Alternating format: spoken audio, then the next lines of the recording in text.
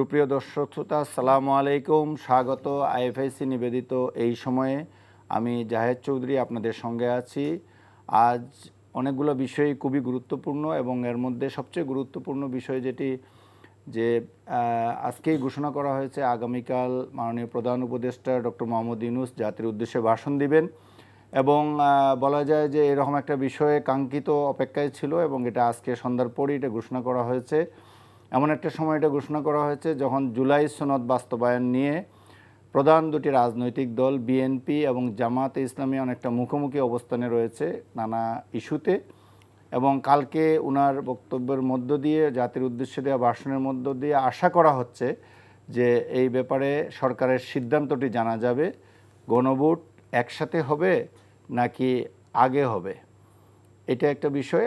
আর আরেকটি বিষয় রয়েছে, আগামীকাল ফ্যাসিস্ট শেখ হাসিনার বিরুদ্ধে ট্রাইব্যুনাল কবে তার বিরুদ্ধে রায় ঘোষণা করবে সেই জিনিসটি আগামীকাল ট্রাইব্যুনাল থেকে ঘোষণা করা হবে। এটাকে কেন্দ্র করে আওয়ামী লীগ চেষ্টা করছে, রাজপথে আগুন জ্বালাও পোড়াও এগুলো করার চেষ্টা করছে, কিন্তু আজকে রাতে আমরা দেখেছি যে ঢাকা সহ সারা দেশে বিএনপি, জামাত এবং এনসিপির লোকজন সক্রিয় রয়েছে, তারা বিভিন্ন জায়গায় মিছিল সমাবেশও করেছে। মূলত আমরা এই দুটি বিষয় নিয়ে আলোচনা করব। আলোচনা করার জন্য স্টুডিওতে আমাদের সাথে উপস্থিত রয়েছেন, আমার ঠিক বাঁ পাশে রয়েছেন doctor Asaduzzaman Ripon, vice chairman BNP. Ripon ভাই, আপনাকে স্বাগত জানাচ্ছি স্টুডিওতে। আপনাকে। আরও উপস্থিত রয়েছেন আল মামুন রাসেল, সুপ্রিম কোর্টের আইনজীবী, আপনাকেও এনটিভি স্টুডিওতে স্বাগত জানাচ্ছি। আমি রিপন ভাইকে দিয়ে আলোচনাটা শুরু করতে চাই যে আমি যেমনটি বললাম যে বিএনপি এবং জামাতে ইসলামী দীর্ঘদিন রাজপথে একসাথে আন্দোলন করেছে ফ্যাসিস্ট শেখ হাসিনার বিরুদ্ধে, একসাথে সরকারেও গেছে, কিন্তু এই মুহূর্তে এসে দুটি দল একটা মুখোমুখি অবস্থান নিয়েছে। যে মুহূর্তে শেখ হাসিনা এবং আমাদের প্রতিবেশী একটি দেশ বাংলাদেশে অরাজকতা সৃষ্টির চেষ্টা চালাচ্ছে, যে মুহূর্তে শেখ হাসিনার গণহত্যার বিচারের চূড়ান্ত পর্যায়ে সাক্ষ্য প্রমাণ সব কিছু শেষ হয়ে গেছে, এখন শুধুমাত্র রায় ঘোষণা বাকি। সব মিলে আপনি এই রাজনৈতিক পরিস্থিতিটাকে কিভাবে দেখছেন? ধন্যবাদ আপনাকে।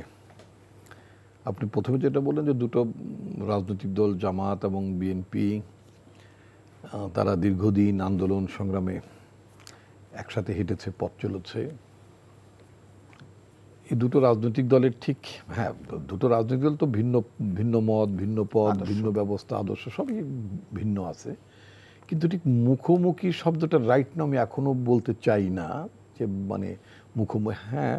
কর্মসূচিগত বা দৃষ্টিভঙ্গিগত বা দফা দাবিগতভাবে ভিন্ন অবস্থান আছে।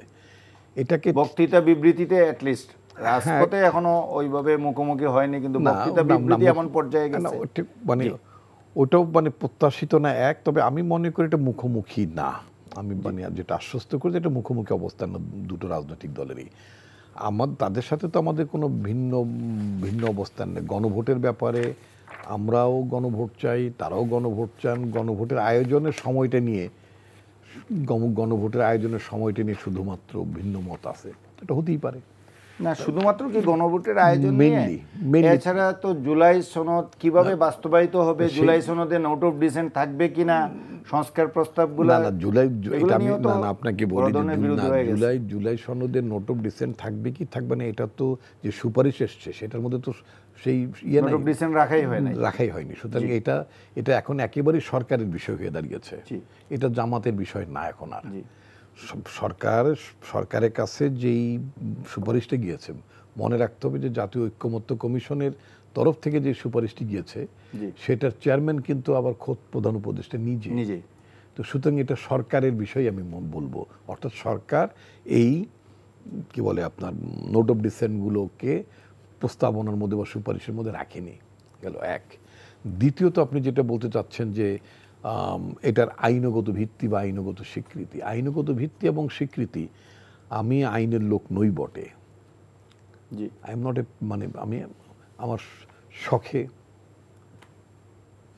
আইন নিয়ে আমার আগ্রহ আছে পড়াশোনার, কিন্তু I am not a practising lawyer like that. যদিও আমি হাসিনার 15 বছর শাসনামলে in many occasions I fought against Hasina's rule particular মানে আইনি বিষয়ে আমি নিজের মামলা নিজেই ডিফেন্ড করেছি জি জি ইন মেনি অকেশনস। তো সেটা আলাদা জিনিস, কিন্তু আমি যেটা মানে বলতে চাই যে আপনার এই যে আইনি ভিত্তি একটা অর্ডিন্যান্স কে জারি করে, ওটা রাষ্ট্রপতি তো জারি করার এখতিয়ার নাই। এটা ইনফ্যাক্ট এটা রাষ্ট্রপতি জারি করতে পারেন না। প্রধান উপদেষ্টা কি তাহলে সে আপনার এই মানে ঘোষণা অর্ডার, মানে অর্ডার, আমি I am talking about the order, president order বলে একটা ছিল, না অধ্যাদেশ জারি করলে তো রাষ্ট্রপতিই করবেন। অধ্যাদেশ তো অধ্যাদেশ না, ইটস নট অ্যান অর্ডিন্যান্স। আর এটা বলা হচ্ছে যে রাষ্ট্রপতির আদেশে অথবা প্রধানমন্ত্রী অর্থাৎ একটা সরকারি আদেশে এটা বাস্তবায়ন করার ব্যাপার। এটা কতটুকু ভ্যালিড হবে এটা নিয়ে আইনিভাবে অনেক ধরনের ব্যাখ্যা, অনেক লার্নেড লয়ার্স, আইন অঙ্গনের লোকেরা। এটা তো একটা পয়েন্ট যে আদেশ হবে না অধ্যাদেশ হবে, রাষ্ট্রপতি করবে না প্রধান উপদেষ্টা করবে, এটা একটা পার্ট, কিন্তু এর বাইরেও কিন্তু আমি আপনাকে একটা কথা বলি। আমাদের দেশে ৭১ সালে যে একটা মহান মুক্তিযুদ্ধ হলো, আমরা পাকিস্তানের বিরুদ্ধে আন্দোলন করেছি। পাকিস্তান একটা রাষ্ট্র ছিল, সেই রাষ্ট্রটা ভেঙে মানে আরেকটা নতুন রাষ্ট্র প্রতিষ্ঠিত হয়েছে।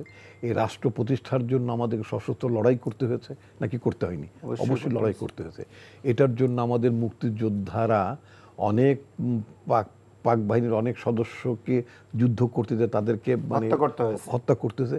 এমনকি মুক্তিযোদ্ধাদের হাতে অনেক মানে রাজাকার, আল বদর, আল শামসু আপনার গিয়েছে, তারাও মানে মারা গিয়েছে। তো এর মধ্য দিয়ে আমরা একটা নতুন প্রজাতন্ত্র পেয়েছিলাম।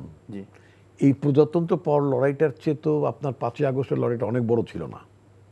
মানে যদি আপনি সাপ্লিমেন্টারি আপনি বলতে পারেন যে আমি আকাঙ্ক্ষা নিয়ে ৭১ মুক্তিযুদ্ধ হয়েছিল, এটা থেকে আমরা অনেকটা ডিবেট হয়ে গেছিলাম, ওটাকে আবার রাইট থেকে আনার জন্য। এক্স্যাক্টলি। এবং এরকম ঘটনা আমাদের দেশে ৭৫ সালে ৭ই নভেম্বরে ঘটেছে।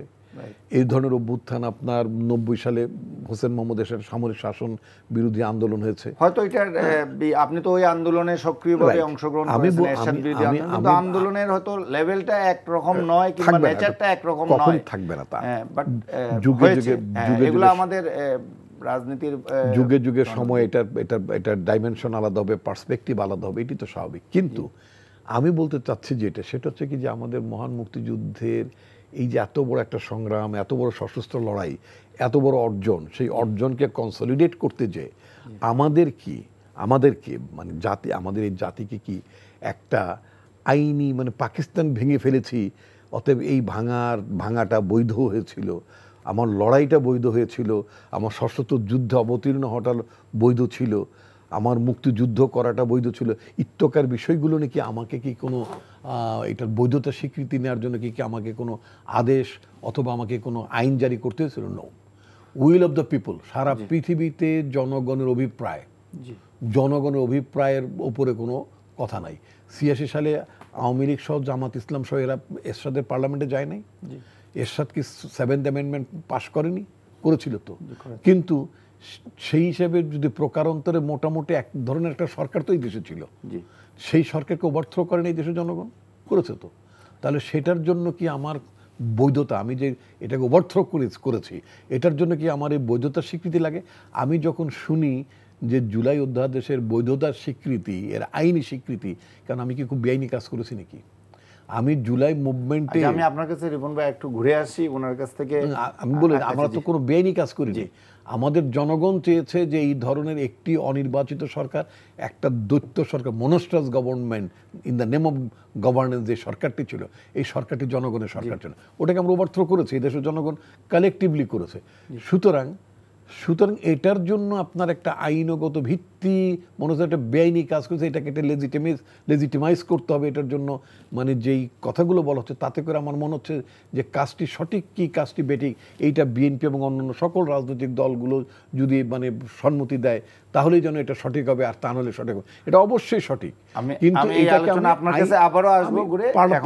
পার্লামেন্টে আমরা আল মামুন রাসেল আপনার কাছ থেকে শুনতে যাচ্ছে, আপনি পেশায় একজন আইনজীবী, সুপ্রিম কোর্টের আইনজীবী, এবং আমরা যতটুকু জানি আপনি খুব কাছ থেকে জামাতে ইসলামী বাংলাদেশ জামাতে ইসলামীর কাজকর্মগুলো খুব ভালোভাবে নজরে রাখেন এবং তাদের কার্যক্রমের সাথে সম্পৃক্ত বিভিন্নভাবে আছেন।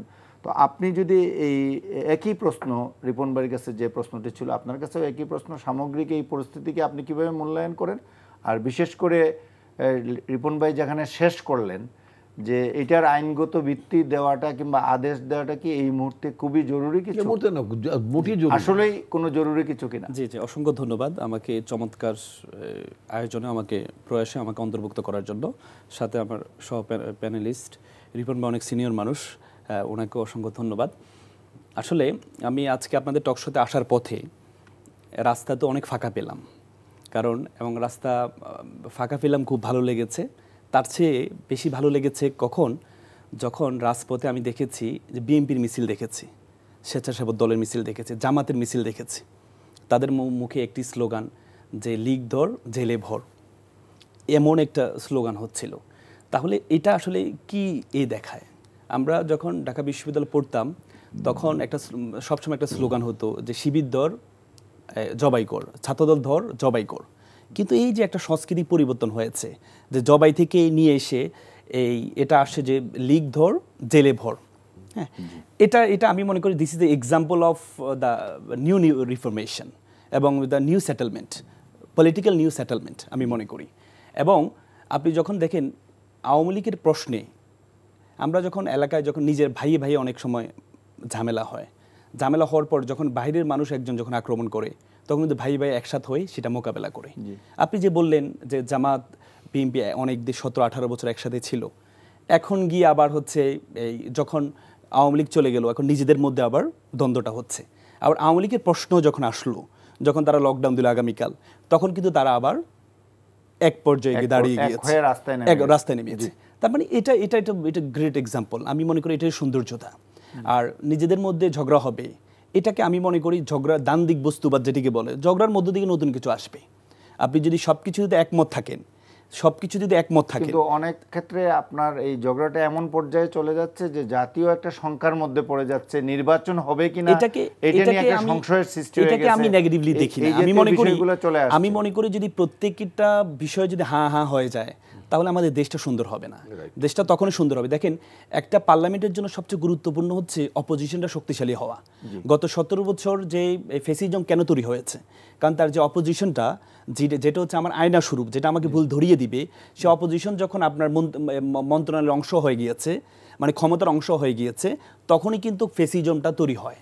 পৃথিবীতে যত, if you look to the history of the world politics, আপনি যদি দেখেন যেখানে মানে ফেসিজম তখনই হবে যখন অপোজিশনটা শক্তিশালী না হবে। এই জন্য একটা শক্তিশালী opposition is very important for Bangladesh politics. বর্তমানে যে দলই হোক, আগামীবার যদি বিএনপি ক্ষমতা আসতে পারে, এমন হইতে পারে জামাত ক্ষমতা আসতে পারে, কিন্তু দুই দলের মধ্যে যে এই কি বলে অপোজিশন যে শক্তিশালী, এটা আমাদের দেশকে ভবিষ্যতে ফেসিজম না হওয়ার ক্ষেত্রে একটা বড় বাধা হিসেবে কাজ করবে। এখানে আপনার কথার ফাঁকে একটু বলি যে জুলাই সনদের আইনি ভিত্তি, এই কথাটা বলা হয় জামায়াতে ইসলামের পক্ষ থেকে, ইভেন এনসিপির পক্ষ থেকেও বলা হয়। এখন এই জুলাই সনদের যে আইনি ভিত্তি, এই আইনি ভিত্তিটা বলতে আইনি ভিত্তি তো অনেকভাবেই হয়, কিন্তু আপনারা কিভাবে চাচ্ছেন কিংবা জামাত ইসলামী কিভাবে চাচ্ছে, এটা কি আপনি একটু বলতে পারেন খোলাসা করে? দেখেন কি আইনি ভিত্তিটা চায়, কোন ফরম্যাটে? জুলাই সনদ যেটা স্বাক্ষরিত হলো, জি, এই জুলাই সনদের যদি আইনি ভিত্তিটা না দেওয়া হয়, তাহলে এটা হবে একটা এমওইউর মতো। আমি বলছি সেটা কিভাবে, এমওইউর মতো, মেমোরেন্ডাম অফ আন্ডারস্ট্যান্ডিং, সমঝোতা স্মারক। মানে এটা কারো উপর বাইন্ডিংস হবে না, মানে বাধ্যকর হবে না কার্যক্রম। দেখেন 1991 সালে, রিপন ভাইরা খুব ভালো বলতে পারবে, 91 সালে পরবর্তীতে 91 সালে একটা চার্টার হয়েছিল। 91 সালে আমি আসছি ক্ষমতা হস্তান্তর এবং রাষ্ট্র এবং রাজনীতি সংস্কার একটা হয়েছিল। পরবর্তীতে এটা যখন প্রথম 91 সালে বিএনপি ক্ষমতা আসার পরে একটা গণভোট দিয়েছিল, শুধু একটা সংস্কার করেছে, সেটি হচ্ছে প্রেসিডেন্ট শাসিত সরকার থেকে পার্লামেন্ট শাসিত সরকারে নিয়ে আসছে। এরপরে যে সংস্কারগুলো ছিল, কোনো একটি সংস্কার কিন্তু কার্যকর হয়নি, এবং এটা আওয়ামী লীগ যখন 96-তে ক্ষমতা আসছে, আওয়ামী লীগও কার্যকর করেনি। তার মূল কারণ হচ্ছে এটা আইনি ভিত্তি ছিল না। দেখেন, এটা আইনি ভিত্তিটা কেন প্রয়োজন? দেখেন, আমি আপনার কাছ থেকে শুরুতে আইনি ভিত্তির বিষয়টা জানতে চাচ্ছি যে আপনি কোন প্রক্রিয়ায় কেন আইনি ভিত্তিটা প্রয়োজন, দেখেন, আজকে যে সরকারটা আছে, এই সরকারটা আপনি বিএনপি কিছুদিন আগে বলল যে গণভোট সংবিধানে নেই, তার মানে আমরা সংবিধানকে ফলো করছি। আজকে যে সরকারটা, এই সরকার তো সংবিধানে নেই। ইন্টারিম গভর্নমেন্ট বলতে কোনো কিছু আমাদের সংবিধানে নেই। আমাদের সংবিধানে যেটা আছে নির্বাচন পার্লামেন্ট ভাঙার 3 মাসের মধ্যে ইলেকশন দিতে হবে এবং যদি সেটি সম্ভব না হয় আরও 3 মাস, তার মানে 6 মাস। তার মানে 6 মাস যদি হয় সেটা 2025 সালে ফেব্রুয়ারিতে এটা সময় শেষ। তাহলে এখন এই যে সরকারটা চলছে, এই সরকারটা আমাদের সংবিধান হচ্ছে আমাদের মাদার ল এটাকে বলে সংবিধানকে। তাহলে এই সরকার যে ইলেকশনটা আয়োজন করবে এই সরকারের আইনি ভিত্তি আছে কিনা আপনি দেখেন। কয়েকদিন আগে আমি আসছি কয়েকদিন আগে আপনার অ্যাপেলেট ডিভিশনে তত্ত্বাবধায়ক সরকার নিয়ে একটা শুনানি হয়েছে। সেই শুনানিতে বিএনপিপন্থী আইনজীবীরা বিচারপতিদেরকে এভাবে অ্যাড্রেস করে এভাবে বলছেন যে এই যে রায়টা দিয়েছে বিচারপতি এবিএম খায়রুল হক, 11 সরকার যার দায়িত্ব ছিল মাত্র 6 মাস তার ক্ষমতা, তিনি 2 বছর কন্টিনিউ করেছেন। তার মানে তার এই 11 সরকারের আইনি ভিত্তি ছিল না। এই 11 সরকার কর্তৃক যে নির্বাচন হয়েছে এই নির্বাচনে কোনো আইনি ভিত্তি নেই এবং নির্বাচন ধারা পরবর্তী প্রধানমন্ত্রী হয়েছে, প্রধানমন্ত্রী প্রধান বিচারপতি হয়েছে, প্রধান বিচারপতি নিয়োগ দিয়েছে, সেটাও আইনি ভিত্তি নেই। প্রধান বিচারপতি যে রায়টা দিয়েছে সেটার কোনো আইনি ভিত্তি নেই। তার মানে এটা আমরা 15 বছর পর বললাম। তাহলে এই সরকার যে নির্বাচনটা আয়োজন করছে আগামী 10-15 বছর পরে এই কথাটা আসবে কিনা যে আপনারা যে সরকারটা এই নির্বাচনটা আয়োজন করেছে, আমি আপনার গটি পয়েন্ট এখন ব্যাপার হলো যে এই আইনি ভিত্তিটা আপনার কথা তো এটা ক্লিয়ার, কিন্তু এই আইনি ভিত্তিটা আপনি কোন প্রক্রিয়া দেওয়ার কথা বলছেন? আমি স্পেসিফিকলি এটা আনসার কোন প্রক্রিয়া দেখেন বলেন। আপনি জানেন 1970 একটা এলোপো হয়েছিল, আইয়ুব খান একটা এলোপো করেছিল। এলোপো মানে লিগ্যাল ফ্রেমওয়ার্ক অর্ডিন্যান্স। এলোপো করে, কারণ জানেন যে 1970 যে ইলেকশনটা হয়েছে এটা সংবিধান অর্ডার। হ্যাঁ, যেই এই এলোপোটা হয়েছে এটা কেন হয়েছে? 70-এর এই পাকিস্তানের হচ্ছে সংবিধান তৈরি করার জন্য। সেখানে এলোপোতে বলা আছে যে এই যে সংসদটা হবে, সংসদের প্রথম 3 মাসে তাদের কার্যক্রম হবে সংবিধান প্রণয়ন করা, কনস্টিটিউয়েন্ট অ্যাসেম্বলি, সাংবিধানিক এই সংবিধান প্রণয়ন পার্লামেন্ট। পরবর্তী যেটা হবে সেটা হচ্ছে জেনারেল পার্লামেন্ট। তাহলে আজকে এই সরকারের এই যে আমরা জুলাই সনদটা বললাম, আমরা এই সনদটা যদি আইনি ভিত্তি না থাকে, আইনি ভিত্তি যদি দেওয়া হয়, এটার মধ্যে কিন্তু এই যে খসড়া দেওয়া হয়েছে আইনি ভিত্তিটা, আমি আবারও একই প্রশ্ন করছি যে আইনি ভিত্তিটা আপনি আমাকে একটু স্পেসিফিক বলেন যে কিভাবে আইনি ভিত্তিটা আপনি দুই ভাবে দিতে পারেন। বলেন। একটা হচ্ছে আপনি রাষ্ট্রপতি একটা অর্ডিন্যান্স বা অর্ডারের মাধ্যমে করতে পারেন।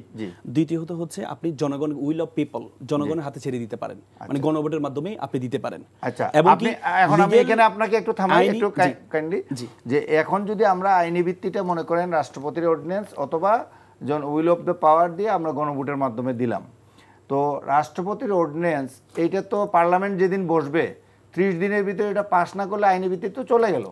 তো এই আইনি ভিত্তি থাকলেই যে আপনি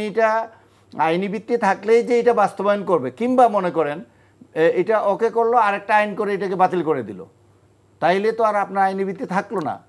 তাইলে এই আইনি ভিত্তির চেয়েও গুরুত্বপূর্ণ হলো সবাই জাতির কাছে আপনি কমিটমেন্ট করলো কিনা, লিখলো কিনা, এটা গুরুত্বপূর্ণ কিনা। রিপন ভাই, এই পয়েন্টে যদি আপনি একটু বলেন যে সর্বশেষ এই কথা, মানে এই কোয়েশ্চনটা কিন্তু আসছে। জি, দেখেন political parties including Jamaat Islami যারা মানে আইনি ভিত্তির কথা বলেন, তারা সহ অলমোস্ট অল পলিটিক্যাল পার্টিজ তারা মহান জাতীয় সংসদে সবুজ চত্বরে দাঁড়িয়ে তারা কি করলেন? তারা স্বাক্ষর করলেন। এটা একটা ঐতিহাসিক দলিল, এটা একটা ছোটোখাটো ঘটনা না, এটা একটা ছোটোখাটো ঘটনা, এটা তো আপনার ভবিষ্যতে আপনার এটা মানে কি বলে, এটা তো একটা রেফারেন্স, এটা মানে জেনারেশন টু জেনারেশন না। আর ডিসকাশনও যেটা হয়েছে এটা তো টেলিভিশন ক্যামেরার সামনে হয়েছে, জাতি দেখেছে, প্রতিদিনকার আলোচনা ব্রিফিং হয়েছে, সরকার দিয়েছে এবং পলিটিক্যাল পার্টিগুলো কমিটমেন্ট জাতির কাছে। এখন কথা হচ্ছে কি যে আপনি এই যে অঙ্গীকার, এতগুলো পলিটিক্যাল পার্টি অঙ্গীকার করলেন, স্বাক্ষর করলেন জাতির সামনে, তারা যদি কেউ অঙ্গীকার ভায়োলেট করলেন তো জাতির সামনে, যেটা আপনি বললেন, তাই না? যে গণমাধ্যমের পুরো গণমাধ্যমের সামনে মানে বললেন, ঘোষণা হলো, প্রচার হলো, ইত্যাদি ইত্যাদি, সেটার যদি কেউ যদি সম্মান না করেন, জনগণ কি সার্বভৌম না? জনগণ কি সকল ক্ষমতার উৎস না? জনগণ কি তাদেরকে কি ফেভার করবে? নিশ্চয়ই ফেভার করবে না। গেল এক। আমি যে কথাটি প্রথম থেকে যে কথাটি বলছিলাম, আপনি দেখেন যে এলোফো কে করেছে? একটা পাকিস্তানের একটা মিলিটারি গভর্নমেন্ট এলোফো করেছে, because at that time they did not have any constitution. At that time তাদের সংবিধান ছিল না। আমরা যখন এই যে, আমার কাছে খুব খারাপ লাগে যখন 5ই আগস্টের পরে যে আমাদের অন্তর্বর্তীকালীন সরকার, সার্টেনলি আমাদের সংবিধানের অন্তর্বর্তীকালীন সরকার নেই, এটা সত্য, যদি প্রফেসর মোহাম্মদ ইউনূস যদি শাহাবুদ্দিন চুপ্পুর কাছ থেকে যদি শপথ নাও পড়তেন, শপথ নাও যদি পড়তেন, সেটা যদি শহীদ মিনার দাঁড়িয়ে পড়তেন বা ওই জাতীয় সংসদের মানে ওই চত্বরে দাঁড়িয়েও যদি পড়তেন, সেটাও বৈধ ছিল। কারণ জনগণের ইচ্ছাই হচ্ছে, প্রজাতন্ত্রের মালিক জনগণ, জনগণের ইচ্ছাই হচ্ছে সর্বোচ্চ ইচ্ছা। তো কিন্তু তারপরেও শপথ নিয়েছেন কি, ইউনূস সাহেব শপথ নিয়েছেন, তার উপদেশ শপথ নিয়েছেন সংবিধানের আলোকে। প্রেসিডেন্ট তাদের শপথ পড়িয়েছেন। প্রেসিডেন্ট শপথ পড়ার পরে তারা কি ওত নিয়েছেন? এখানে কি আসলে ওই সময় রাজনৈতিক দলগুলো একটা ভুল করে ফেলছে? আপনি কি মনে করেন ব্যক্তিগতভাবে যে ওই দিনই আপনি সংবিধানকে মানছেন কি মানছেন না? ওই দিন আপনি সংবিধানটাকে স্থগিত করে দিয়ে আপনি যদি বিপ্লবী সরকার গঠন করে ফেলতেন কিংবা জাতীয় সরকার গঠন, আমি আপনাকে একটা কথা বলি, এটা তো মানে বিপ্লবী, এটা বারবার, আমি তো একসময় বিপ্লবী রাজনীতির সাথে যুক্ত ছিলাম। বিপ্লব করতে গেলে বিপ্লবী সংগঠন লাগে। নেইদার বিএনপি ওয়াজ এ রেভলিউশনারি পার্টি, নর জামাত ইসলামী ইজ অলসো। আর ছেলেদের তো কোনো সংগঠনই ছিল না। এই ছেলেদের মধ্যে নানা শ্রেণীর লোকজন ছিল। নানা শ্রেণী মানে এর মধ্যে মানে আওয়ামী লীগের ভেতরে আশ্রয় নেওয়া ছেলে ছিল, সবই ছিল, সোজা কথা। ওই যে ছেলে পেলে কি বলে নানান টার্মে বলে, ওটা আমি একটু মুরব্বী মানুষ বলতে চাই না। তো মানে আওয়ামী লীগের আশ্রিত লোকজন ছিল, বাট তারা আন্তরিকভাবে এই হাসিনাকে পরাজিত করার জন্য তার আন্দোলনে নেতৃত্ব দিয়েছে, অংশ নিয়েছে ইন ওয়ান স্টেজ। এদের মধ্যে নেতৃত্বে থাকা লোকজন বহুত, রেলমন্ত্রী সুজন ছিল, নুরুল ইসলাম সুজন, তাদের ড্রয়িং রুমে পিছনে দাঁড়িয়ে ফটো তোলা, সেলফি তোলার মতন মানে বালক সুলভ ইয়াং বয়সে যা হয় আর কি, মানে ওই সময় করেছে। আবার তাদের মধ্যে কেউ আবার একটা পর্যায়ে ইয়েও করেছে, কি বলে মানে আন্দোলন অংশ নিয়েছে। আচ্ছা, এখন এই আন্দোলন অংশ নেওয়া ছাত্র দলের ছেলেরাও আছে, শিবিরের ছেলেরা আছে, বাম সংগঠনের ছেলেরা আছে, নানা জায়গার ছেলেরা আছে।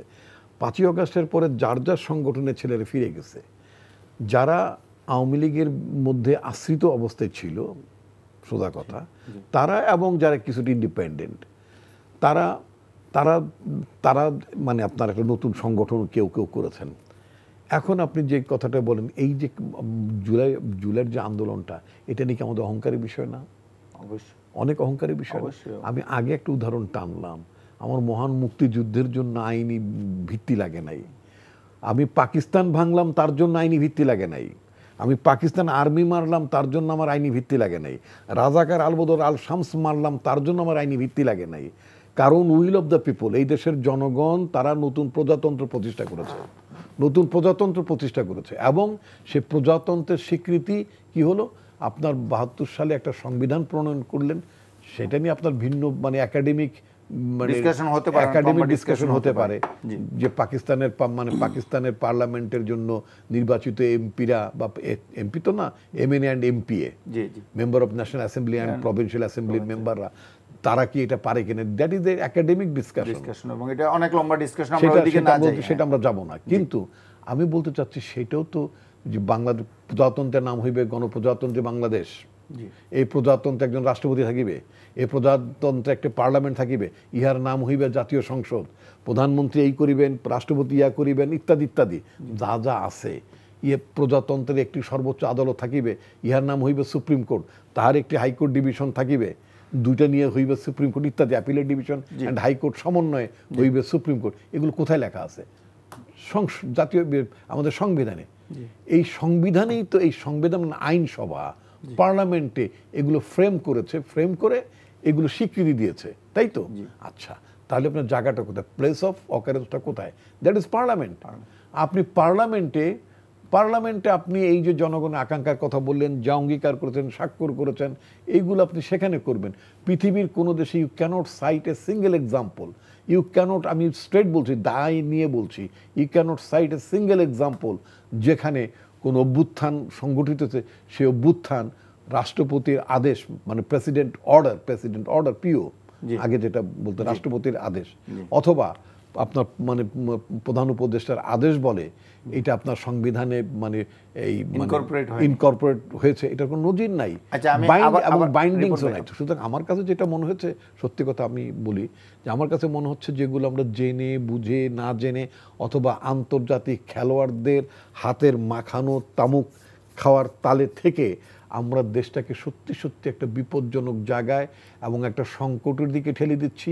আমি বলছি স্ট্রেট, আমি স্ট্রেট বলছি, পাকিস্তানে কয়েকদিন আগে মানে প্রথমে দিল্লিতে বোধহয় একটা গাড়ি বোমা কি বলে এটা একটা ব্লাস্ট হলো, তারপরে একদিন বা 2 দিন পরে একদিন পরে ইসলামাবাদে হলো। এই দিল্লিতে হওয়ার কারণে আমার মতো একটা ক্ষুদ্র দেশ, নিরীহ দেশ, আমরা নিরীহ মানুষ, আমাদের কারোর প্রতি বৈরিতা শত্রুতা পোষণ করি না আমরা, তাই না? আমাদের মতো একটা ছোট্ট দেশ, গরিব দেশ, আমাদেরকে দোষারোপ করা শুরু করলো। ইটস এ ডিজাইন, কোন অজুহাত তৈরি করে। সুতরাং আপনি ডেমোক্রেসির এখন একটা তো হাসিনা সরকারকে তো আমরা মানে আমরা বিদায় করেছি, মানে বহু শতক বছর ধরে এদের ইতিহাস নাই, সোজা কথা। এইভাবে একটা সরকারের পতন। এখানে শেষ করে দিই, আমার আর নতুন কোনো বক্তব্য সেই অর্থে থাকবে না। তাহলে আমি একটা নতুন সংকট সৃষ্টির মধ্য দিয়ে আমি একটা নির্বাচিত সরকার পাওয়ার যে আকাঙ্ক্ষা, প্রত্যাশা, সেই জায়গায় যাচ্ছি না কোথায় যাচ্ছি? আজকে কথাটা বলে গেলাম, আশঙ্কা নিয়ে বলে গেলাম। আল্লাহ আমাদের উপর মানে দয়া করুন, আমাদের জনগণের উপর দয়া করুন, এই দেশটা যাতে নিরাপদ থাকে। এই হচ্ছে আমার বক্তব্য। আচ্ছা, অ্যাডভোকেট আল মামুন রাসেল, আপনার কাছে জানতে চাই, রিপন ভাই যেখানে শেষ করলেন, উনি কিন্তু শুরুতে বলছিলেন যে এই বিএনপি এবং জামাতের মধ্যে যেটা হচ্ছে এটাকে আপনিও বলেছেন, উনিও বলেছেন যে এটা এমন কোনো পর্যায়ে এখনো যায় নাই, কিন্তু শঙ্কার কথাটা উনি ঠিকই আবার বলছেন পাশাপাশি। এবং শঙ্কাটার সৃষ্টি কিন্তু হচ্ছে যে নির্বাচনকে নিয়ে শঙ্কা হচ্ছে, এবং উনি এটাও বলছেন যে এটা কেউ না কেউ বাইরের ক্রীড়ানক হিসাবে, খেলার পুতুল হিসেবে কাজ করছে, এটার জন্য হচ্ছে। এখন আমি যদি আজকের দুটো বক্তব্য একটু আপনাকে উদ্ধৃত করে বলি, যেটা বিএনপির ভারপ্রাপ্ত চেয়ারপারসন তারেক রহমান রাজপথের সঙ্গীদের উদ্দেশ্যে বলেছেন, অযথা পরিস্থিতি ঘোলাটে করবেন না। এবং এটার ডিটেলস এখানে আছে। 7ই নভেম্বরে বিএনপির যে আলোচনা চীন মৈত্রী বাংলাদেশ মৈত্রী কেন্দ্রে যেটা হয়েছিল, উনি যুক্ত হয়ে এখানে এই কথাগুলো বলেছেন, এবং এটার আদ্যপান্ত অনেক বিষয় উনি এখানে টেনে নিয়ে আসছে। একইভাবে যদি আমি দেখি যে জামাতের নেতৃত্বে যে 8 দলীয় জোট রাজপথে আন্দোলন করছে দাবি আদায়ে, তারা রোববার পর্যন্ত সরকারকে সময় দিয়েছে এবং বলেছে এর ভিতর যদি সরকার যে সময় শেষ, সরকারের মেয়াদ শেষ, সরকারের সময়ের মেয়াদ শেষ, সরকারের মেয়াদ তো সোমবার শেষই হয়ে গেছে। এখন তারা সময় দিয়েছে পাল্টা সরকারকে রোববার পর্যন্ত, যে এর ভিতর যদি এই জুলাই সনদের আদেশ জারি না হয় এবং গণভোটের তারিখ ঘোষণা করা না হয়, আগেই গণভোটের ব্যবস্থা করা না হয়, তারা যমুনার সামনে অনির্দিষ্টকালের জন্য অবস্থান ধর্ম করতে হবে। এটা তো আপনারা একদিকে বলছেন তারা মুখোমুখি না, আমরা দেখছি যে আপনাদের কর্মসূচিগুলা, বিএনপি এবং জামাতের কর্মসূচিগুলো মুখোমুখি, এবং মানে বক্তব্য, বিএনপির বক্তব্য, মাঠে কোনো কর্মসূচি নেই। আবার এই সময়ে কালকেই শেখ হাসিনার রায় ঘোষণাকে কেন্দ্র করে রাজপথে তারা একটা অরাজক পরিস্থিতির সৃষ্টি করছে। জি, অসংখ্য ধন্যবাদ। আসলে এই রিপন ভাই যেটি বললেন যে বিএনপির কোনো কর্মসূচি নেই, আমি সেখান থেকে শুরু করি একটু। দেখেন, বিএনপির কর্মসূচি থাকতে হবে কেন? বিএনপি হচ্ছে বাংলাদেশের সবচেয়ে বড় দল এখন বর্তমানে, এবং জনসমর্থন বলতে সব দিক থেকে অবস্থা ভালো। বিএনপি এই সরকারকে, এবং কি আমি হলপ করে বলছি আপনাকে, এই সরকারে বর্তমানে 60 থেকে 70% রাষ্ট্র পরিচালনায় বড় বড় জায়গাগুলো বিএনপির অধীনস্থ আছে। এবং কি দেখেন, আপনি বললেন যে রাজপথে থাকতে হবে কেন? রাজপথে বাংলাদেশের যে সংস্কারগুলো এবার গভর্নমেন্ট আসার পরে, ইন্টারিম গভর্নমেন্ট আসার পরে, দেখেন তত্ত্বাবধায়ক সরকার এবং ইন্টারিম গভর্নমেন্ট, তত্ত্বাবধায়ক সরকারের কাজ থাকে একটা মাত্র, সেটি হচ্ছে নির্বাচন আয়োজন করা। আর ইন্টারিম গভর্নমেন্টের কাজ হচ্ছে 3টা। একটা হচ্ছে নির্বাচন আয়োজন করা, একটা হচ্ছে সংস্কার করা, আর একটা হচ্ছে বিচার করা। তার মানে আমাদের কাছে কষ্ট লাগে তখন যখন বিএনপির কোনো নেতৃবৃন্দ বলে যে আমরা সংবিধানে গণভোট নেই, মানে সংবিধানের দোহাই দেয়, আবার কখনো বলে এই সংবিধানে ইন্টারিম গভর্নমেন্ট নেই। তার মানে এই যে ওই রিপন ভাই যেটি বললো, উইল অফ পিপল, জনগণের ইচ্ছার কারণে এই গভর্নমেন্ট তৈরি হয়েছে। তাহলে সেই জায়গায় আপনি যখন সংবিধানে দোহাই দিবেন, সেই জায়গায় যখন আপনি সংবিধানে দোহাই দিবেন যে সংবিধানে গণভোট নেই, আপনার সংবিধান তো সাসপেন্ড আছে। আনুষ্ঠানিকভাবে হয়নি, কিন্তু ইন্টারিম গভর্নমেন্টটা কোথায় আছে? সংবিধানে আছে, সেটা সংবিধানে নেই। হাইকোর্টের লয়ার আপনাকে তো দায়িত্ব নিয়ে কথা বলতে, সরি, মানে আই হ্যাভ টু ইন্টারফেয়ার, একটু ঢুকতে হবে ওনার কথার মধ্যে। সংবিধান আদৌ সাসপেন্ডেড না, এটা আপনার মনে রাখা উচিত। আমি জানি না আপনি হাইকোর্টে প্র্যাকটিস করছেন কিনা। তো সংবিধান নট অ্যাট অল এটা আপনার মানে কি বলে সাসপেন্ডেড। না না, আমি নাম্বার টু এই গভর্নমেন্ট ইলিগালও না। এই গভর্নমেন্ট সংবিধানের আওতায় রাষ্ট্রপতির কাছ থেকে শপথপ্রাপ্ত একটি সরকার, এবং এই রাষ্ট্রপতি হাইকোর্ট থেকে রেফারেন্স নিয়েছেন, অ্যাপিলেট ডিভিশন থেকে নিয়েছেন, নেওয়ার পরে কার্যতভাবে সরকার ওটা যদি নাও নিতেন, মানে যারা দুষ্ট তর্ক করে সরকার বৈধ কিনা, সরকার অমুক কিনা, 100% সরকার বৈধ। যাই হোক, এই বিতর্কে আমরা গেলাম না। তো আমি উইথ ডিউ রেসপেক্ট রিপন ভাই কমেন্টে আমি রেসপেক্ট রেখে বলছি, আপনি আজকে দেখেন এই সরকার 106 আর্টিকেল 106 নিয়ে এই সরকারকে রেফারেন্স নিয়ে দেওয়া হয়েছে, কিন্তু নির্বাচনের ক্ষেত্রে সংবিধানে কি বলা আছে? আমি শুরু থেকে আপনাকে বলেছি 3 মাস 6 মাস, এরপর যখন আপনি অতিরিক্ত কন্টিনিউ করবেন সেটা সংবিধানে, সেটা কেয়ারটেকার গভর্নমেন্টের ব্যাপার। নির্বাচনের ক্ষেত্রে কেয়ারটেকার গভর্নমেন্টও সংবিধানে নেই। আমি যে জায়গায় বলছি যে রাজপথে থাকা লাগবে কেন, আপনি দেখেন আরপিও রিসেন্টলি একটা আরপিও সংশোধনী বিষয় আসছে, সেখানে একটা খসড়া ওনারা এই উপদেষ্টা পরিষদে পাশ করেছেন, সেখানে ওনারা বলেছেন যে না, এটা চূড়ান্ত হয়ে গেছে, চূড়ান্ত গেজেটও হয়ে গেছে। আমি বলছি সেটির ক্ষেত্রে বলেছে যে জোট থেকে যখন আসে, জোটের তাদের নিজস্ব যে প্রতীক আছে, জোটের প্রতীক ব্যবহার করতে হবে, নিজস্ব প্রতীক, সেই ক্ষেত্রে সেটার সাথে সাথে বিভিন্ন যারা দল জামাত হতে বিভিন্ন দলগুলো এটাকে অ্যাপ্রিশিয়েট করেছে, কিন্তু বিএনপি এটার বিরুদ্ধে চিঠি দিয়েছে। চিঠি দেওয়ার পরে এটার আবার চিঠি দেওয়ার পরেই কিন্তু এটা থেকে আবার ফেরত আসে। এটা আরপিও এই জায়গাটা থেকে ফেরত আসে, বিএনপির কথা শুনেনি, না না, এটা ফেরত আসে, এটা কিন্তু ফেরত আসছে, আপনি দেখেন এটা থেকে ফেরত আসে। এই জায়গাটা শুধু 21 যে ধারাটা আছে এই ধারা থেকে ফেরত আসছে যে আপনি জোটবদ্ধ হলে আপনি জোটের প্রতীক আপনি গ্রহণ করতে পারবেন। তার মানে বিএনপি যখন এক জায়গায় বলে দেয় তখন হচ্ছে গভর্নমেন্ট এটাকে মেনে নিচ্ছে, কিন্তু অন্য দলগুলো যখন কোনো কিছু বলে সেটি মেনে নিচ্ছে। এই জন্যই আপনি দেখেন, আমি যদি আপনার কথা, এই জন্য কি রাজপথে জামাত কি এই কারণেই রাজপথে, যে যেহেতু জামাতের কথা সরকার শুনছে না আর বিএনপি বললেই শুনে যাচ্ছে, সেই কারণেই জামাতকে রাজপথে নামতে হয়েছে। হতে পারে রাজপথে সমাবেশ করা, it's the beauty of democracy. এটা আমাদের 37 এ আর্টিকেল বলা আছে। ওই যে আমি যেটা বলছিলাম আওয়ামী লীগের সংখ্যা বাড়াচ্ছে কিনা, আমার প্রশ্নটা এখানে না। আপনি দেখেন আওয়ামী লীগের নিষিদ্ধের বিষয়ে যখন বিএনপি অপোজ করলো আওয়ামী লীগের নিষিদ্ধের বিষয়ে, তখন কিন্তু রাজপথে নেমেই পরবর্তীতে নিষিদ্ধ করা হয়েছে। আপনি দেখেন এনসিপি নেমেছে, জামাত নেমেছে, পরবর্তী নিষিদ্ধ করা হয়েছে।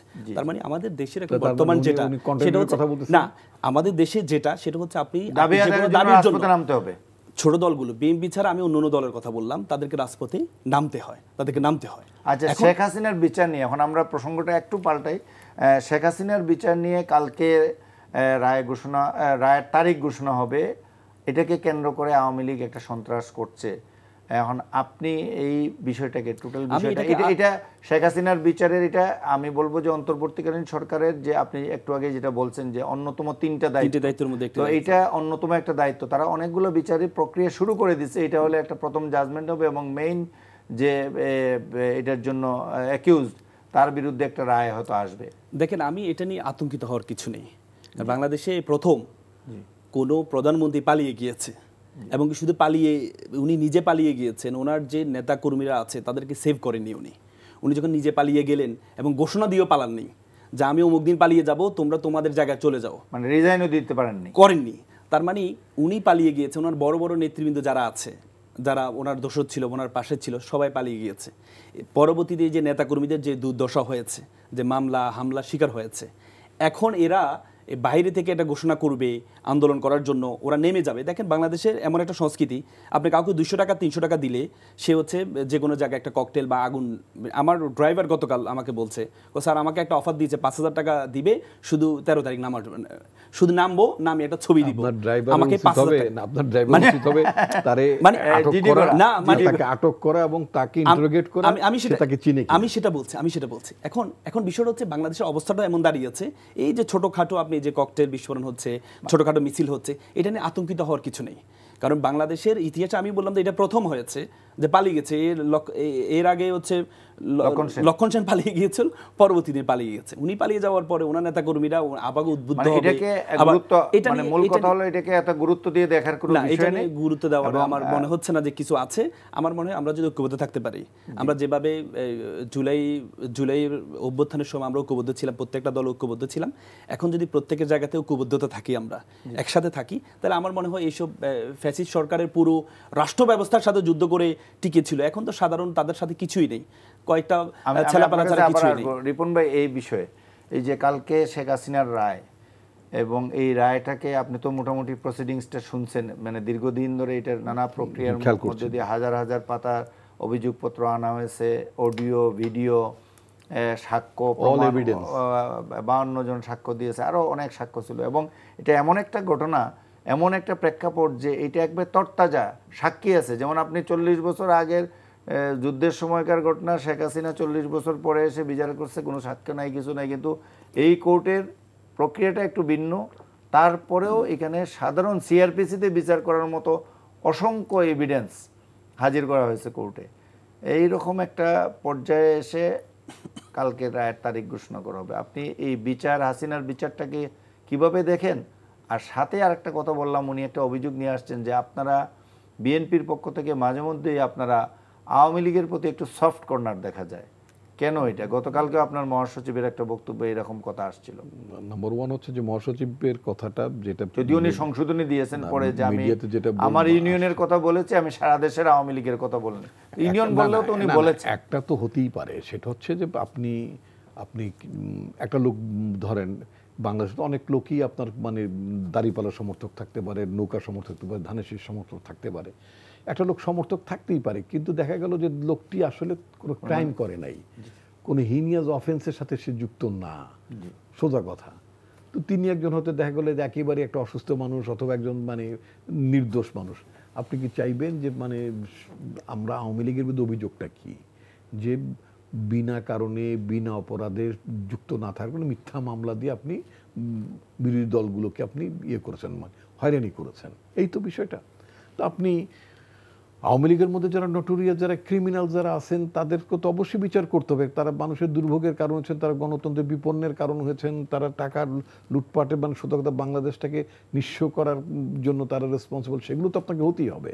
তো সুতরাং যদি না, কিন্তু আরেকটা জিনিস আপনি এখানে খেয়াল করেছেন কি, মহাসচিব কিন্তু এই কথাও বলেছেন যে শেখ হাসিনা যদি হাত জোড় করে এসে মাপ চান, তাহলে এখানে মাপ চাইলে কি মাপ করে দিয়ে দিবে জাতি তাকে এত বড় অপরাধ করার পর? না, এটা উনি এটা এভাবে বললেন, আমি প্রথমত হচ্ছে যে আপনাকে তো প্রথমে আপনার অফেন্সটা, আপনার দোষটা, আপনার ক্রাইমটা আপনাকে তো স্বীকার করতে হবে যে আপনি অপরাধ করেছেন। আপনি অপরাধ, উনি তো স্বীকারই করেন উনি অপরাধ করেছেন, তো করজোর তো করা তো পরের কথা। উনি তো অপরাধ করেছেন, এটা সন্ত্রাসী কার্যক্রম হিসেবে এখন পর্যন্ত উনি এখন স্বীকার করেন নাই। দ্বিতীয়ত হচ্ছে দেখেন, এই দেশের পুলিশের, এই দেশের অন্যান্য বাহিনীর লোকদেরকে মনে রাখা দরকার। তাদের মনে রাখা দরকার কি জানেন? সেটা হচ্ছে যে হাসিনা কিন্তু দায়টা পুলিশের উপর চাপিয়ে দিয়েছে। হ্যাঁ, সাক্ষাৎকারে সর্বশেষ যেটা তার সাক্ষাৎকার, এখানে উনি পুলিশের উপর দায় চাপিয়ে দিয়েছেন। এখন যারা ওনার কথায় বা ওনার চামচাদের কথায় যারা দু একটা ককটেল মকটেল মারামারি করছেন, বাসে আগুন ঠাগুন দিচ্ছেন, এরপরে সাক্ষাৎকারে উনি কি বলবেন জানেন? আমার ধারণা উনি বলবেন যে কতগুলো গাঁজাখোর, কতগুলো ইয়াবাখোর, কতগুলো নেশাগ্রস্ত মানুষ মানে এইসব কাজ করেছে, এর জন্য আমি দায়ী না। সুতরাং মানে এখন যাকে দিয়ে করালেন তার উপরেই দায়িত্বটা। হ্যাঁ, ওটা পুলিশের বেলায় যেটা, এখান থেকে তো এই সমস্ত এই ক্রিমিনালগুলোর তো শিক্ষা নেওয়া উচিত যে হাসিনা কারোর বিপদে পড়লে হাসিনা কারোর দায় নেয় না। ওনার আপনি যে কথাটা বলেন, মানে জামাতি লয়ার সাহেবের কথাটার উদাহরণটা আমি দিতে চাই। আপনি তো ওনার পরিচয় শুরুতে সেভাবে দেন নাই, বলেছেন যে উনি শুধু হাইকোর্টের লয়ার। তো এইটাও আওয়ামী লীগের আমলে এরকম কিছু গুপ্ত লোকজন ছিল যাদের মানে না, এটা যাই হোক, এটা প্রত্যেকের একটা সাপোর্ট থাকতে পারে, কিংবা পেশাজীবী সংগঠন থাকতে পারে। I am a politician. I'm not politician. উনি সরাসরি রাজনীতি করেন না, দেখেন উনি সরাসরি রাজনীতি করেন না, কিন্তু জামাতের বাংলাদেশে শিশু এবং পাগল ছাড়া কেউ নিরপেক্ষ না। ঠিকই, শিশু এবং পাগল ছাড়া কেউ নিরপেক্ষ। আমরা ওই বিতর্কে না যাই রিপন ভাই, আমার মনে হয় পার্সোনাল কোনো ইয়ে ছাড়া আমরা কথার উপর কথা বলি। উনি তো ন্যাচারালি উনি যে পার্টিটা করেন, তার সমর্থন করেন, যাই হোক, তাকে ডিফেন্ড করবে, এটা তো ওনার দায়িত্ব। ওনার করাটাই বরং স্বাভাবিক, এটা না করাটা অস্বাভাবিক হবে। আর আমি তো এখানে একটা কি বলে একটা মানে ফ্রেন্ডলি ম্যাচেও বসি নাই যে মানে আমার আরেকজন বিএনপি লোক নিয়ে কথা বলবেন, তা তো না। এটা ওনাদের তো একটা ভিউ আছে, ওনাদের একটা অবস্থান আছে, ডিফারেন্ট ভিউ থাকতেই পারে, থাকবে, এটাই ডেমোক্রেসি। আপনি যে বলছেন, না সেটাকে আপনি রেসপেক্টও করবেন তার অবস্থানকে, আমি সেটাও। কিন্তু জামাত ইসলাম প্রকান্ত তিনি যেটা বললেন যে বিএনপির কথাগুলো সরকার মেনে নেয়, আপনি দেখেন বিএনপির কথাই যদি সরকার মেনে নিত তাহলে তো আমার নোট অফ ডিসেন্ট থাকতো। আমি তো বলেছি যে আমাদের গণভোট, আমরা বলেছি একটা যুক্তি দিয়েছি যে গণভোট এবং জাতীয় নির্বাচন একদিন হোক। একটা নির্বাচন আপনি সাংবাদিক বহু বছর করেন জাহেদ, একটা ভোটের আয়োজন করতে কত টাকা লাগে? প্রায় 10,000 কোটি টাকা লাগে। শুধু টাকার বিষয় না, সময়ের একটা বিষয় আছে। 10,000 সময়ের বিষয়টা এখানে টাকাটা অনেক ইম্পর্টেন্ট, কারণ এখন আপনার IMF থেকেও আপনাকে লাস্ট কিস্তি দিচ্ছে না। আপনার টাকাটা অনেক গুরুত্বপূর্ণ। আপনার টাকা নাই, দ্যাট দ্য রিয়ালিটি। ব্যাংকে মানুষ টাকা তুলতে পারছে না, দ্যাট দ্য রিয়ালিটি। মানে পার্টিকুলারলি এস আলমের অধিকৃত ব্যাংকগুলো, 5টা ব্যাংকের কথা বিশেষভাবে বলা। সুতরাং আপনি আরেকটা গণভোট আরেক দিনে করবেন, তাহলে আপনার আরো 10,000 কোটি টাকা লাগবে। আপনার রাষ্ট্রের এত টাকা নাই, কিন্তু আপনি ওইটা চাচ্ছেন। আমরা বলেছি যে গণভোটটা এবং জাতীয় সংসদ নির্বাচন একদিনই হতে পারে, এটার মধ্যে তো কোনো দোষের কিছু নাই। জনগণ ইউনিয়ন পরিষদে একটা মানুষ চেয়ারম্যানে ভোট দেয়, ভাইস চেয়ারম্যানে ভোট দেয়, সংরক্ষিত আসনে ভোট দেয়, মহিলা ভাইস চেয়ারম্যানে ভোট দেয়, 3-4টা ব্যালট সে ইউজ করে। তো সুতরাং আপনার একদিনে করা যেতে পারে। এটা ছিল আমাদের একটা ফেয়ার প্রপোজাল। তো জামাত ইসলাম তাদের দৃষ্টিভঙ্গিতে তারা বলেছেন যে এটা আগে করতে হবে, না করলে যমুনা ঘেরা হবে। আমরা তো বলি না, সরকারকে আমাদের কথায় একদিনে বলছে, আমরা একটা রেশনাল প্রপোজাল দিয়েছি। এটা জাতি বিবেচনা করুক। প্রথমে শুরু করলেন প্রধান উপদেষ্টার, কালকে ভাষণ দেবেন, এবং যেহেতু প্রধান উপদেষ্টার প্রতি বোধ জামাত ইসলামী এবং বিএনপিও বলেছে যে প্রধান উপদেষ্টা সমর্থন নিয়েই তো উনি প্রধান উপদেষ্টা হয়েছে সবার। আমি তো বলেছি যে মানে প্রফেসর ইউনূসের সরকার হচ্ছে জনগণের সরকার, এটা একেবারে জনগণের অভিপ্রায়ের সরকার। এই সরকার নিয়ে কোনো বিতর্ক তোলা হচ্ছে পতিত স্বৈরাচারের জন্য স্পেস করে দেওয়া। পতিত স্বৈরাচার বলতে আমি তো এক পর্যায়ে আমি তো রিজাইন করি, আমি তো এখনো প্রধানমন্ত্রী আছি, ইউনূস সাহেব বৈধ ইত্যাদি ইত্যাদি। নো, ইউনূস সাহেব ভেরি মাচ বৈধ, ইউনূস সাহেব ভেরি মাচ কনস্টিটিউশনাল গভর্নমেন্ট, এবং this government is supported with all political parties except the fallen autocrats. গেল এক। এখন আমার কথা হচ্ছে কি যে আমি কেন এই সরকারকে নির্বাচন আয়োজন করবে তো এটা তাদের দায়িত্ব তো তাই। আমি যদি গভর্নমেন্টকে, অর্থাৎ আমি একজন নাগরিক এসে বলি আমি গভর্নমেন্টকে কন্ট্রোভার্সির দিকে নিয়ে গেলাম, আপনি গভর্নমেন্টকে কন্ট্রোভার্সির দিকে নিয়ে গেলেন, পিংপং বল খেলা শুরু করছেন যে উনি বিএনপির পক্ষে আছেন, উনি জামাতের পক্ষে আছেন। এমনি একটি সরকার যদি জাতীয় নির্বাচন আয়োজনের দায়িত্বে থাকে ফেব্রুয়ারি মাসে আগামীতে, তখন কেউ না কেউ তো হারবে, কেউ না কেউ তো জিতবে, এটা তো সত্য কথা। তো যে জিতবে সে কি বলবে?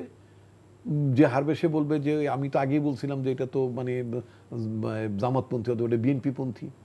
এমপিরা বলবে এই বিতর্কে সরকারকে নিয়ে আসাটা এই মুহূর্তে ঠিক হচ্ছে না, এটা বলতে চাচ্ছেন? অবশ্যই। এবং আমি তখন যিনি এমপি হিসেবে আসবেন তিনি কি বলবেন?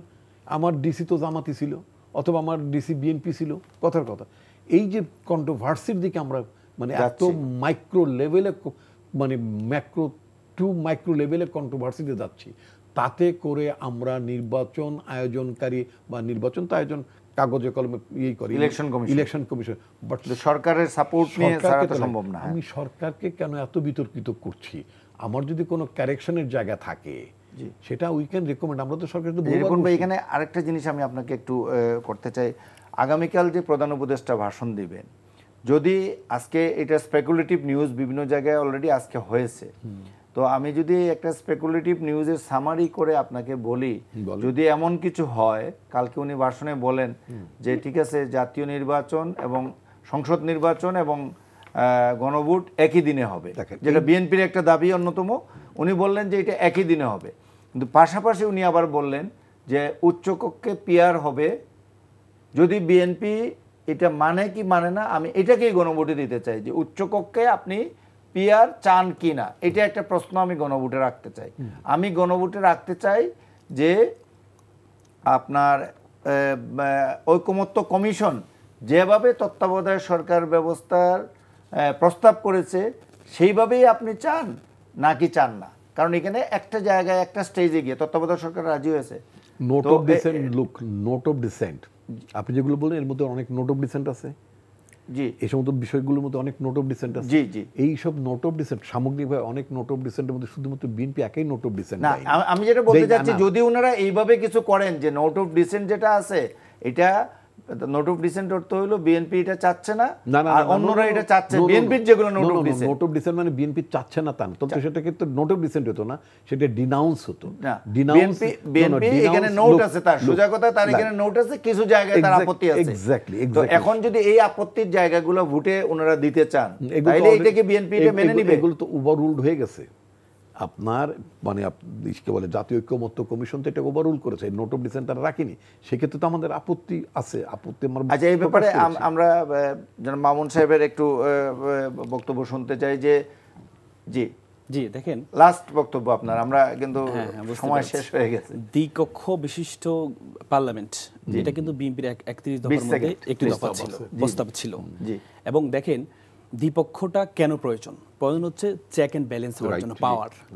সাপোজ বিএনপি 2/3 নিয়ে সংসদ পেল, যে কোনো জিনিস উনি পরিবর্তন করতে পারে, যেটা শেখ হাসিনা করেছে।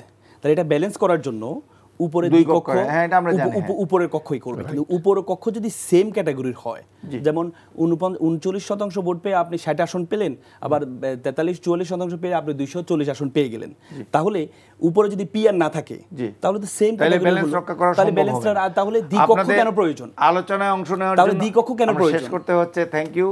রিপন ভাই, আপনার কি শেষ 10 সেকেন্ড কিছু বলার আছে এটা নিয়ে? না, আমি শুধুমাত্র দেশের নিরাপত্তা নিয়ে আমি শঙ্কিত। আমি খুব মানে মেইন ইন্টারেস্টে কথা বলতে চাই না। আমি আমার সবার আগে আমার দেশ, আমার থেকে আমরা, দল থেকে দেশের ব্যাপারে আমরা বেশি মানে আমরা আশা করব যে সবাই, এটাই হচ্ছে আমার নেতা তারেক রহমানের জি, এইটাই আমরা আশা করব যে সবাই ব্যক্তির চেয়ে দল, দলের চেয়ে দেশ বড়, এই নীতিতে আমরা চলবো। সুপ্রিয় দর্শক শ্রোতা, এতক্ষণ আমরা অতিথিদের বক্তব্য শুনলাম, আপনারা শুনলেন। শুভরাত্রি।